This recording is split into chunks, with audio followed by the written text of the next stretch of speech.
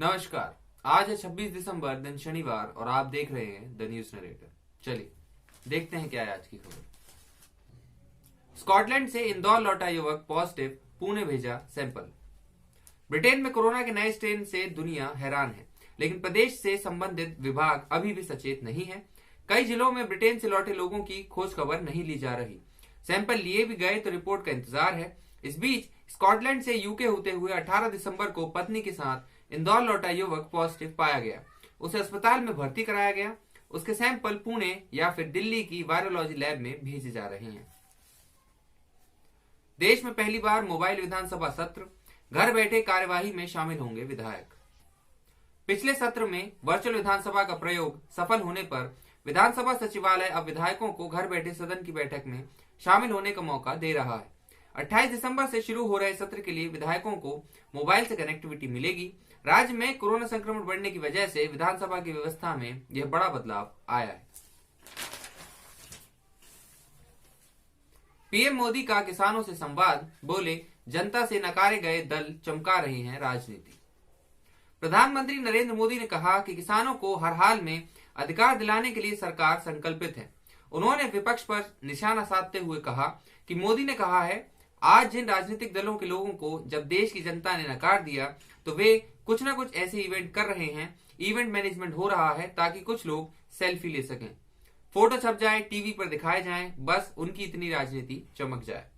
मोदी ने शुक्रवार को प्रधानमंत्री किसान सम्मान निधि यानी कि पीएम किसान के तहत देश के 9 करोड़ किसानों के खाते में 18,000 करोड़ रुपए की सम्मान निधि हस्तांतरित की है। चंद्रयान 2, इसरो ने जारी किए ऑर्बिटर से जुटाए गए आंकड़े।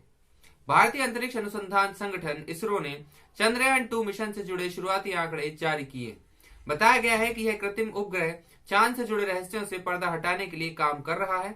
मिशन से जुड़ी अन्य सभी चीजें अच्छी दशा में हैं। आंकड़ों में ऑर्बिटर से ली गई चंद्रमा की तस्वीरें, पहाड़, गड्ढे आदि के डिजिटल मॉडल में नक्शे, पानी की मौजूदगी की पड़ताल आदि शामिल है।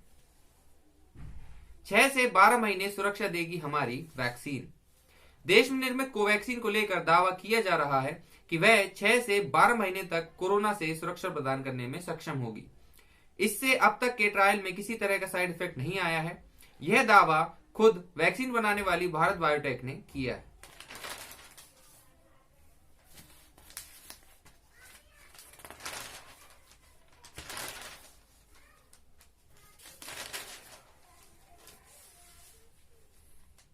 क्रिसमस के मौके पर हो रही थी पार्टी, K2 क्लब का लाइसेंस निलंबित, अवैध शराब का केस। भोपाल में क्रिसमस के मौके पर मुंबई से बैले डांसर बुलाकर चूनाभट्टी स्थित K2 क्लब और लॉन्ज में पार्टी आयोजित की जा रही थी। शिकायत के बाद मौके पर पहुंचे आबकारी अमले ने पार्टी रुकवाने के बाद कार्रवाई को अंजाम दिया। इस दौरान K2 क्लब के लाइसेंसी विवेक शिवहरे ने आबकारी अमले से अभद्रता की रिपोर्ट प्रस्तुत करने के बाद देर रात कलेक्टर अविनाश लवानिया ने लाइसेंस निलंबित कर दिया है। कलेक्टर ने क्लब मालिक को नोटिस जारी कर 7 दिन में जवाब देने को कहा है।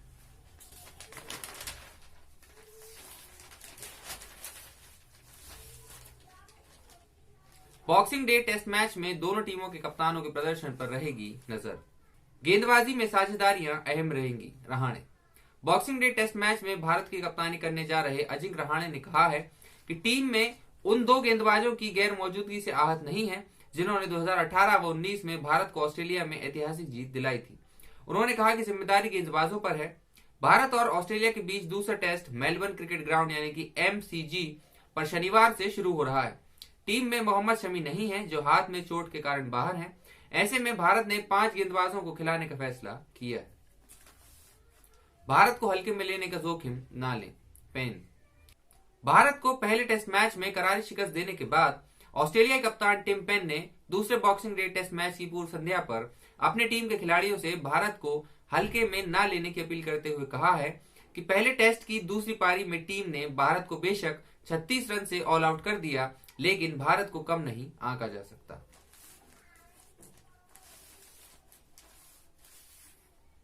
कारोबारी माहौल बेहतर होने से विदेशी निवेशकों की भारत में बड़ी दिलचस्पी।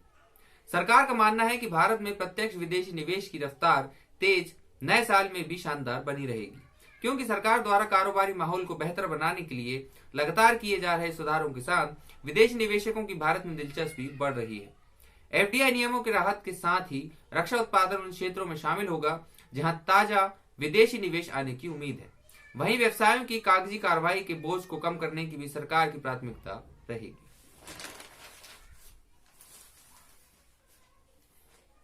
बांग्लादेश का दावा, भारत में नहीं हो रही कोई भी अवैध घुसपैठ। बांग्लादेश से भारत में कोई अवैध घुसपैठ नहीं हो रही है। बांग्लादेशी वैध दस्तावेज के साथ सिर्फ इलाज करवाने भारत आते हैं। बॉर्डर गार्ड बांग्लादेश यानी कि बीजीबी के डीजी मेजर जनरल शफीकुल इस्लाम ने सीमा सुरक्षा बल यानी कि बीएसएफ के डीजी राकेश अस्थाना के साथ संयुक्त प्रेस कॉन्फ्रेंस में यह दावा किया है। उन्होंने असम में एनआरसी सूची के बाद लोगों के भारत से बांग्लादेश जाने की रिपोर्ट को भी खारिज कर दिया। उन्होंने कहा कि कथित आपराधिक गतिविधियों में 3 सालों में 86 बांग्लादेशी नागरिक भारत में मारे गए। डीजी अस्थाना ने बताया कि बीएसएफ ने इस साल बांग्लादेश से अवैध घुसपैठ करते 3204 को गिरफ्तार किया है। 60 व्यक्तियों की राष्ट्रीयता साबित होने पर बीजीबी को सौंप दिया गया। 22 दिसंबर को शुरू हुई डीजी स्तरीय 5 दिवसीय वार्ता में दोनों पक्षों ने समन्वित रात्रि गश्त बढ़ाने के लिए निर्णय लिया है। खबरों में आज के लिए बस इतना ही। कल मिलते हैं नई खबरों के साथ। तब तक के लिए धन्यवाद। जय हिंद।